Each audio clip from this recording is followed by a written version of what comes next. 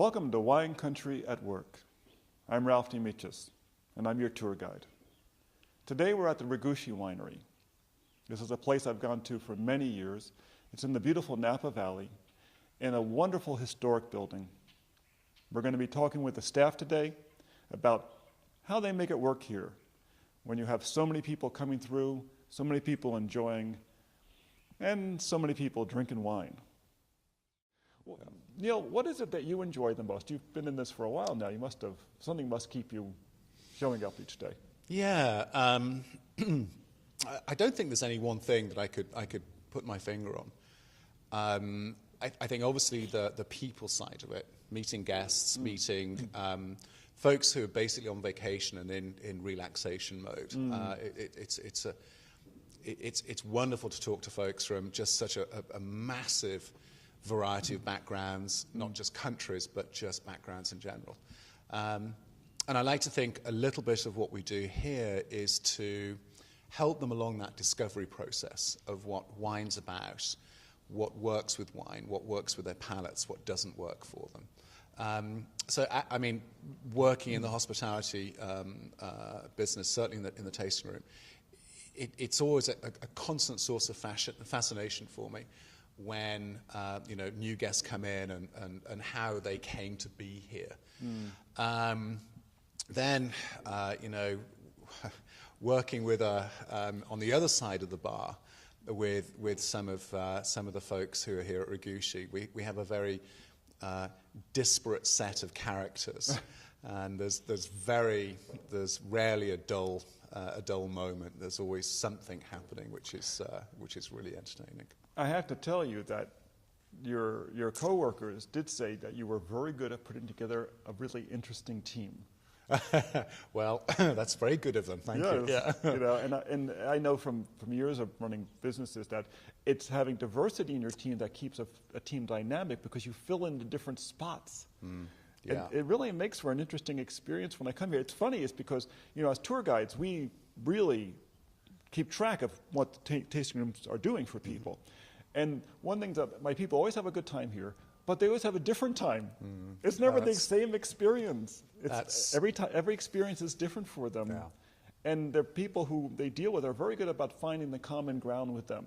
Yeah. I've noticed that a lot, Oh, Ralph, that's tremendous to hear. Thank you very much for that. One of the things that we do concentrate on and talk about an awful lot is that for us it's all about what I call the guest experience. And folks will come to our winery, they'll learn a little bit about our history, a little bit about the wines. They may not necessarily buy wine or join our wine club, but really the thing that we try and concentrate on is how they feel as they walk out. If they've had a good time, if they've perhaps made new friends or made new connections in the valley, then I think that part of our job has been done very, very well. And I couldn't agree with you more. We've got a wonderful set of characters, a wonderful set of characters. We are by no means the same at all. And I really relish that part of the team that we've got. I think it's actually a very good lesson for other wineries that want to maintain and hold on to good staff, is to allow for diversity within your team. Because people, once they feel like they're accepted for who they are, they tend to stay.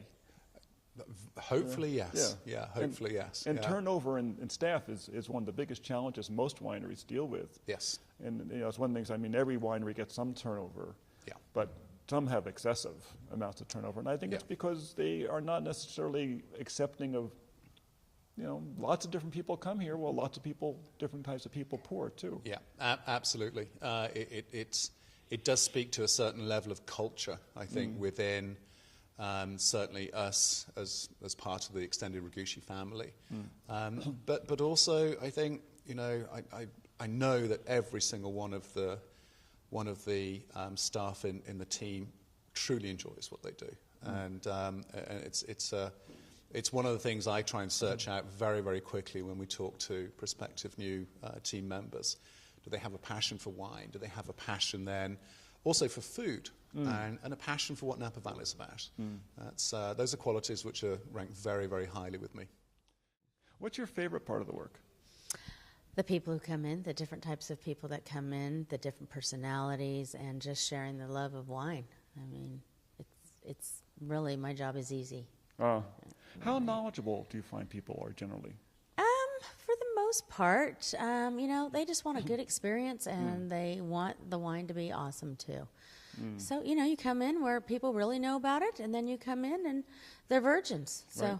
I can say anything. No. You can make it up and it'll be okay. It is a job that takes a good sense of humor. Okay. Yes, it does. It also has a lot of salesmanship in it too, and people forget that the people at the tasting bar are not bartenders; they're salespeople. And yet, it's a very engaging kind of sales. I mean, yeah, absolutely. I feel really strongly about a more soft sales approach, right. And I want our guests to feel good about their purchases. You know, I wouldn't want someone to like, what did I do? Right, you know? right. And have some buyer's remorse. Which happens. Yeah. It happens, but I think overall we have excellent wines, and so they more or less sell themselves, and it's just really a matter of presentation and making our guests feel comfortable. Very friendly. It's a very friendly approach. You know, it's really funny you would say that. It brings back a memory. So my first visit to Regusci, I was working at another winery, came here on my lunch break. I had heard about the Merlot at Regusci as well. And so I tasted it, and I was blown away. And the guy whose job I ended up inheriting, Graham Jones, Jonesy, very well known in the Valley, big shoes to fill. Jonesy's like, hey, mate, you better get it now. It's almost gone. And I'm like, oh, that's crazy. I didn't have my wallet on me at the time. I'm like, hey, you know, I'll be back next week. And it ended up being next month. So came back. I'm like, Jonesy, can I get a bottle of that Merlot? No, mate, it's gone. It's gone, mate. And I'm like, what are you talking about? Seriously, can I get a bottle of that? No, gone. I'm like, you don't mess with me, Jonesy. I'm not messing with you. It's gone. So, yeah. And you're right. So you have this remorse, and that's what's so special about places like Regusci and so many other of these smaller family-owned wineries. Really small production, not readily available, if at all. And so you're like, wow, that was the most amazing, what have you, red wine, like maybe Patriarch ours. And then you go home and you're thinking about, like, I should have gotten more. But when you open the bottle, it reminds you of where you went. I say it's the world's best souvenir. As a manager, you know, a major part of managers' jobs is solving problems. What's the most difficult, issue that comes up with tasting rooms? I mean, I realize that people are drinking a lot, but are there other types of issues that show up, or is that the major issue, people just not realizing how much they've had to drink? Luckily, very luckily, the majority of our guests who join us are here to enjoy themselves. Yes, there are a handful of occasions where we've had someone who has perhaps been a little bit overserved. But, you know, again, that's just a question of graciously, you know, introducing them to water instead of wine, perhaps. Right. I like that term, overserved. Yeah. I like that a lot. Well, yes. But I think that one of the challenges for us as hospitality professionals, and I'll go back to the experience, is making sure that all of the guests that join us at Regusci are given the best experience possible. There can be a tendency to try and accept as many people as possible, thinking that volume is good. Volume is not necessarily good. You have to balance the number of guests that you have on your schedule with the number of hosts you have available, and then be very cognizant of time. There is no point in bringing in a lot of folks, but they don't have access to the host to be able to ask questions, to be able to sit and enjoy and consider the wine, not simply taste it and move on. Right. So scheduling is always a constant concern for us, that we're providing the best ratio of host to guest so that they can enjoy themselves the most. That's very interesting. Yeah. You know, because I mean, in the tour side of it, people who move people in the car, our whole day is about scheduling. Right. It's all logistics. It's all how many minutes is it going to take me from this winery to this one? Oh, it's going to take me 13 minutes. Why? Because I counted it last Right. time. Exactly. Because I need to know. And I was never that aware that you folks were as careful or concerned about that. And yet it makes perfect sense. It's the flip side of my coin, you might say. Yeah, no, it's managing the day, managing the folks that we have, and then managing the guests that we see is a huge part of, like I say, the experience that we strive to provide. Now, everyone has to deal with summertime staff because, you know, we get so slammed here. About how long do you figure it takes you to get a person kind of up on line, that they're ready to man the bar and you don't have to be looking over their shoulder the whole time? Yeah. Average. I mean, we're not talking... Yeah, I think we look for our staff to be as self-sufficient as possible. And we do both some culinary programs where we do food pairings, chocolate pairings. We're lucky enough to have a chocolatier who makes handmade chocolates just for us with a reduction of one of our wines in them. So there's a nice connection. Yes. And we're lucky enough to have a very old winery building here, which dates back to the 1870s. It's part of the charm of what the ranch is all about. And I really look to our staff to be, you know, within a 2 or 3 week period, very comfortable in hosting a group of folks and walking them around the property, talking to them about our garden produce, what's seasonal, what's planted, what's about to harvest, what's going to be coming next. Talking to them about the history certainly of the ranch and of the Regusci family, dating back to the 1890s with Gaetano Regusci, who started farming here. And then talking about the building itself. Nice. And I truly look to our staff to, you know, be up and running fairly quickly with that. But as you say, we are a seasonal business. The majority of our you know, guest traffic comes between, say, the May to October timeframe, November timeframe, and staffing up for that and having, you know, extending, hopefully what you've seen today, but extending that through to additional staff is always a challenge. Right, yeah, because I tell people that it's like in the wine tour industry, you could have been the world's greatest limo driver in New York City, and you come out here and there's nothing that prepared you for being a wine tour guide. No. Because nothing prepared you for driving people around who are getting increasingly inebriated in the back of the car and getting them in and out of the car, you know, a dozen times in the course of there's nothing that prepares you for that. Exactly. Because this is a working farm, it's a working ranch. Exactly. We're farmers first. Right. It's a working winery. That's one of the reasons I come here a lot with people. I say, I want you to see the authentic Napa. Exactly. You know? A lot of history here on this ranch. Yeah. And people love that, you know. So see, that's what makes it special. I didn't realize until the other day that Jim had started his vineyard management company when he got out of high school. He did? I thought that was an old family business. And one of the people pouring the other day was a nice young girl. I thought, she, you know, if I was from someplace else, I would think, what does she know? Gave this tremendous history of the property to my clients. I was impressed. I was really impressed. It really makes us unique and special in the valley. There's a lot of history here in the valley, here at Regusci. Yeah.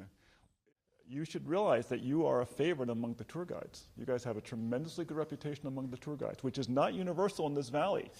We are a very opinionated group, and we are horrible gossips. So when people are nice to us or not nice to us, we all tell each other. So you guys have a great reputation, and we appreciate it, you guys. Well, we appreciate your honesty because we are not very good gossips here in the valley. There's a certain code within the valley to speak well of our neighbors. And for the most part, I think the level of hospitality throughout the Napa Valley is excellent. Oh, it's remarkable. So I'm really proud to be part of that community. Yeah, for well, sure. that's why our show is called Wine Country at Work. It's this idea of how do you get a place where you get like 6 million visitors a year, there's 175,000 of us, and we don't go crazy doing it. You know, it's kind of amazing. It is amazing. It's difficult to convince my wife that I'm actually working. So that's the tough part. She's a nurse, and so she has really some serious work. But I think you really have to love what you're doing. And so it does show if you don't. Right. And unfortunately, there's a few, and that becomes glaringly obvious to the tour guides who are so honest in their feedback. And opinionated. And opinionated. We like to talk about wine more than anything else here. What drew you into the industry? How did you get into this unique type of work? Well, I was originally a corporate recruiter, so I wore the business suit, did the whole nine. Really? I quit college to do it, surprisingly.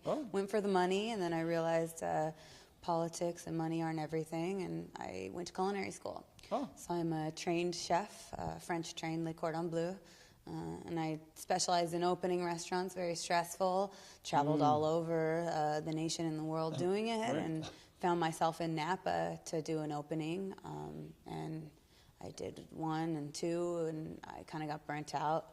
Found myself losing the passion, started becoming a Hell's Kitchen chef myself. So I decided to take a peek at the wine world before I left Napa, and I've now been here for 3 years, and I've been with this company almost 2. What do you find the most enjoyable about the work? Because you have a lot of different hats. Oh, the wine. Oh, really? The wine. You're a flavor person. Food and wine, yeah. I love the smell of it. I love drinking it. The social aspect. I do. I mean, I can sit here doing office work all day with a glass of wine and a beautiful view. I don't know how you could beat that. That's true. That's true. Now, how involved is Jim in kind of overseeing or keeping an eye on this place? He's very involved. He's a very hands-on, certainly member of our team. Provides me with a wealth of experience and knowledge, both of the valley, connections, management.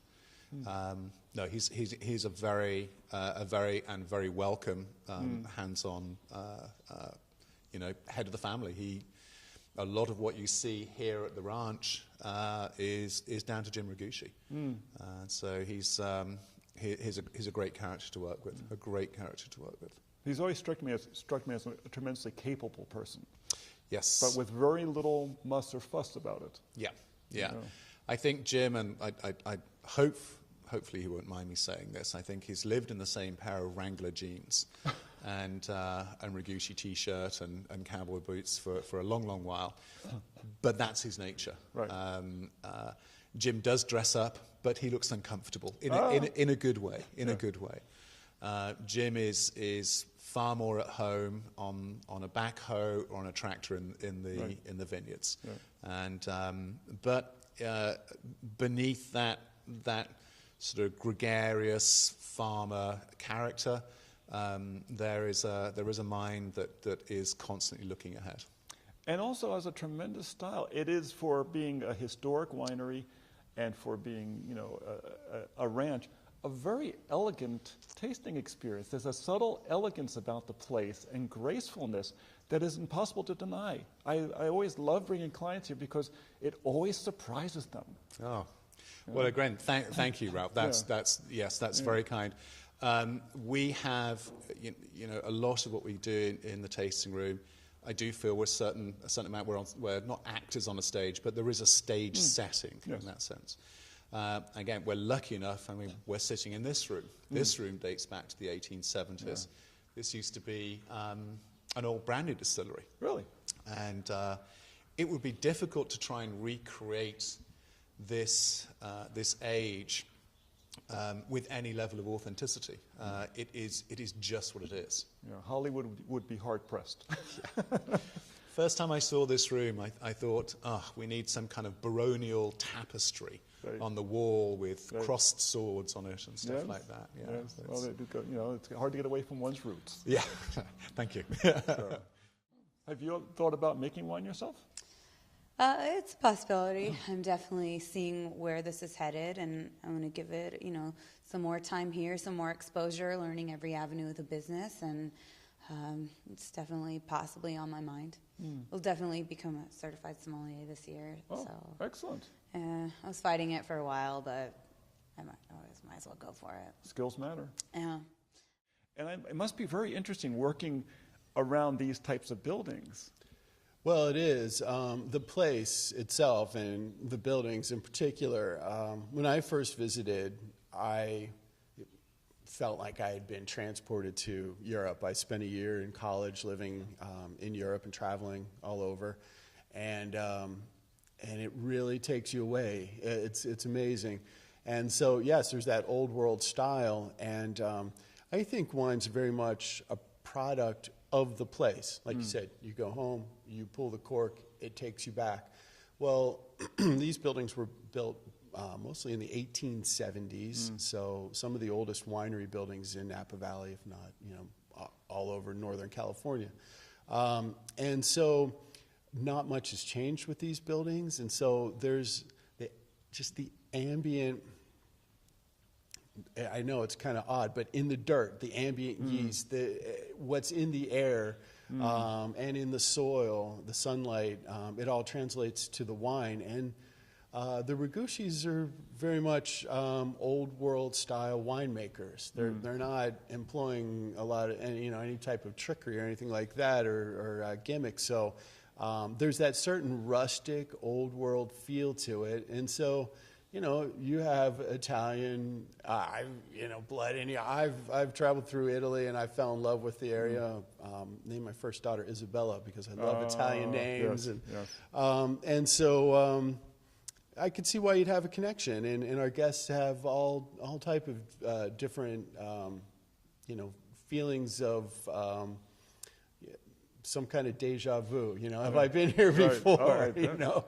But you bring up a great point. We are really lucky to be in such a place like that. I think that folks have an image of Napa Valley, and when they come here, there are no bad wines. There are really no bad wines. There are just an amazing variety of experiences that guests can enjoy. And one of the things that always drew me to both Jim Regusci and the Regusci Ranch is that, we've got 290 acres. We're big farmers, we're small winemakers, but we do grow all of our own produce. It harks back to a time when Napa Valley truly was a rural community. Jim, his father, his grandfather, practiced sustainable farming before it was a catchphrase. Right. There was no such thing. You treated the land well, otherwise you weren't a farmer in 20 years' time. Right. And that was one of the aspects of this particular property, which I always loved and still truly, truly enjoy. We have a chef with his own kitchen. He actually looks out over some of the produce gardens. And so you can walk in the morning, go and have a cup of coffee at the chef's table, and eat scones or pastries that he's cooked that morning. Really? It's as holistic as that. Oh, how nice is that? It's great. Jim Regusci likes to say that we're corporate for 10 minutes a day. And we had a meeting this morning which basically jammed all of those 10-minute sections into one quick meeting. Nice. But we're eating chef's cookies and pastries, and it's great. It's a lifestyle. It's a lifestyle. It really is. Yeah. Now, Everyone who comes in here generally loves wine, and I think that's what keeps us all in common, and that's why I like wine, because you don't have to be of a certain age to appreciate it. I had a guy in here, a group that was really young group from Los Angeles earlier today.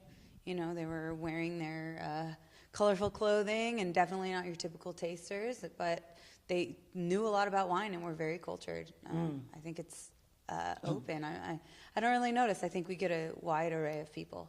yeah. I think there's a lot of personal family pride in what you're doing, and And I really fell in love with that. I mean, you know, we've all had jobs throughout our lives, and you're punching the clock and putting in your time, but the culture here is takes it to a whole other level of love and family, and you know, why we're here and what we're doing, and that carries over into everything. You know, growing the grapes, making the wine, greeting our guests, providing. You know, when guests come in to visit, I feel like they're my extended family coming in from vacation, and I try to put myself in their shoes, or imagine, you know, that's my uncle or aunt, or, you know, mother or father coming in, or brother or sister or brother-in-law, and how would I want them to be treated? Right. You know, and that's very much the culture here at Regusci. It feels like that. See, isn't that like the best form of salesmanship there could possibly be? Yes. You know, I mean, it just really is the best. Oh yeah, that's where we started, salesmanship. Right. It is that, you know, that I want them to be treated like my family would be treated. Mm-hmm. You can't get better than that. No, you can't. I agree. I always find it interesting because about 40% of my clients are international. That my most knowledgeable international clients, when it comes to wine, are typically the British. Well, we're a small island. Yes. I think everybody's drunk on the island as well.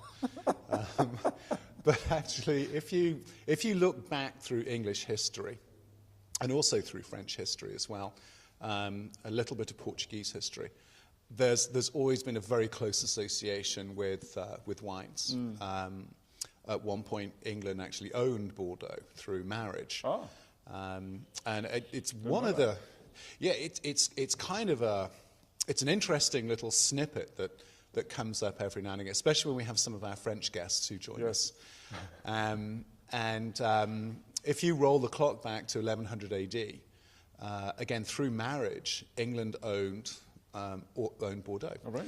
Now, back in that time, the primary varietal that was drunk in Bordeaux was Malbec.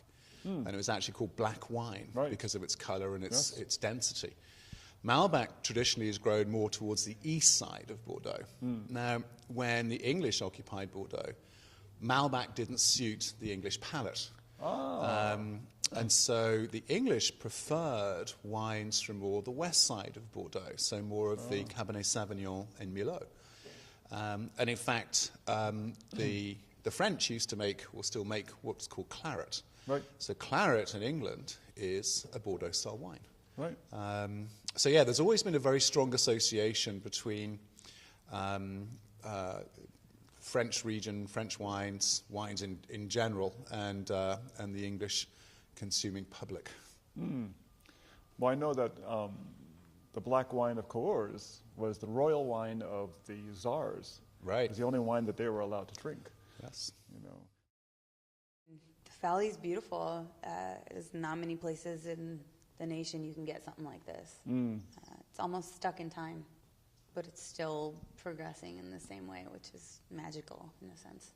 It's not like anywhere I've ever been. I've been many, many places. There's something special about here.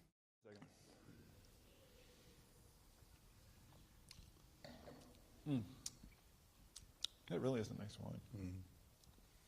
We tried making crap wine a few years ago. It didn't work out so well. We had to change it. Okay. Are you comfortable now? Oh, yes. Okay. Yes.